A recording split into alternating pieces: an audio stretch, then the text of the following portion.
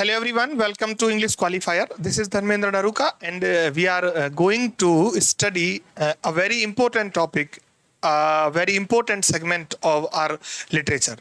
इसमें आज my dear हम बात करेंगे जॉर्जियन पोइट्री के बारे में और जॉर्जियन जो पोइट्स हैं उनके बारे में आज हम डिस्कस करने वाले हैं। और ये जो टॉपिक है छोटा सा टॉपिक है, काफ़ी कमाल का है। यूजीसी नेट, जीआरएफ सेट और असिस्टेंट प्रोफेसर जैसी भर्तियों में काफ़ी बार इससे क्वेश्चन जो है पूछे जाते हैं।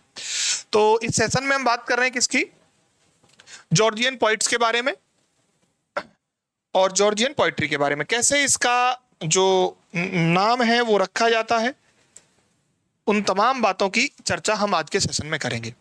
देखो, जो ये जॉर्जियन पोइट्स है ना, ये टर्म को कॉइन किया एडवर्ड मार्स नाम के एक पोइट ने। और ये जो नाम आया है ना जॉर्ज, ये किस कारण रखा गया है? क्योंकि जॉर्ज फिफ्थ जो है उनके शासन काल में ये सब कुछ हुआ। उनका जो पीरियड था उसमें जो ये पोइट्री है इसका डेवलपमेंट हुआ। So this is known as Georgian poetry. अब यहां आप देखो कि 1912 से लेकर 1922 तक जो एडवर्ड मार्स हैं उन्होंने 5 एंथोलॉजीज को क्या किया, एडिट किया।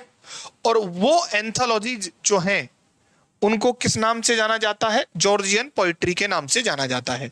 तो देख लीजिएगा यहाँ पे, he edited 5 anthologies of contemporary verse और that is known as Georgian poetry.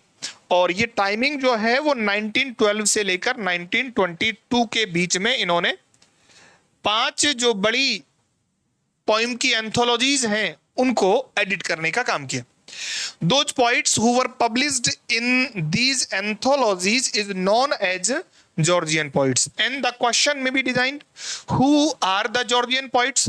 तो इन एंथोलॉजीज के अंदर जिन पोइट्स ने अपने वर्क को पब्लिश किया गया या उनके वर्क पब्लिश हुए, all those poets known as Georgian poets. अब वो 5 एंथोलॉजीज जो हैं वो किस प्रकार से एक उनका क्रोनोलॉजी बनता है वो एक बार जरा यहां देख लीजिएगा।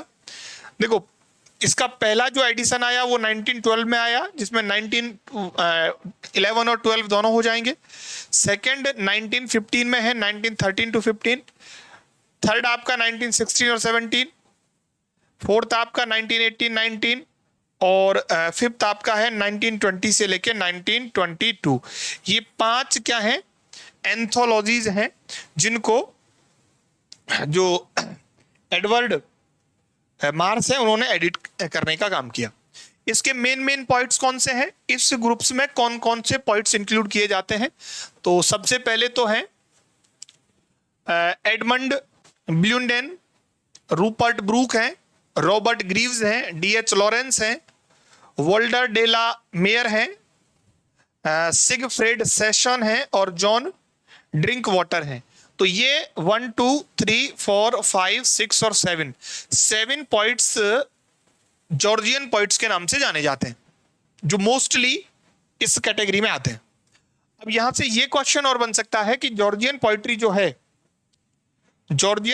जो है इसको पब्लिश करने का काम किया है हेरोल्ड मुनरो ने, और जबकि एडिटिंग इसकी की या एडिट करने का काम जो किया वो किसने किया है? एडवर्ड मार्स ने किया है। सो बेसिकली जो क्वेश्चन यहां से डिजाइन हो सकता है वो यही हो सकता है कि जॉर्जियन पोइट्स कौन है। तो आप सिंपल सा ध्यान रखना कि एडवर्ड जो मार्स हैं उन्होंने कंटेम्परेरी वर्स की 5 एंथोलॉजीज को एडिट किया, और उन एंथोलॉजीज के अंदर जो जिन पॉइंट्स का जिक्र होता है या जिन पॉइंट्स के वर्क्स का जिक्र होता है, all those points are known as Georgian points.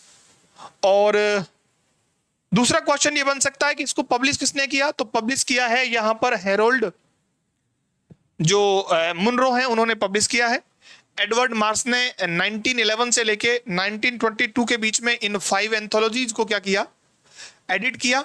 तो कुल मिला के आप ये समझ सकते हो। अच्छा, ये नेम क्यों रखा गया? तो नेम रखने के पीछे जो कारण है वो क्योंकि जो ये पीरियड है ये जॉर्ज फिफ्थ का पीरियड है, तो उनके शासन काल में ये सब कुछ हुआ, तो इसीलिए इसको जॉर्जियन पोइट्री या पोइट्स कहा जाता है।